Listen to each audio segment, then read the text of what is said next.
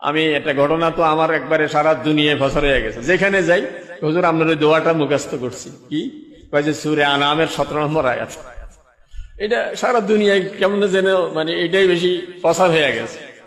যে আমার একজন খুব পরিচিত লোক, আপন লোক, ওনার মারাত্মক ক্যান্সার, ইন্ডিয়া থেকে ঘুরে আসছেন, বলতেছে যে কোনো চিকিৎসা নেই।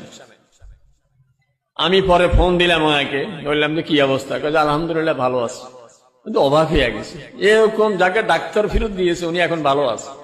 ক্যান্সার তাও পাকস্থলীতে ক্যান্সার, মারাত্মক জায়গাতে। বলে ভালো আছে কিভাবে, কয় যে সূরা আনআমের 17 নম্বর আয়াত, ওয়াইয়ামসাসকাল্লাহু বিদুররিন ফালা কাশিফা লাহু ইল্লা হু।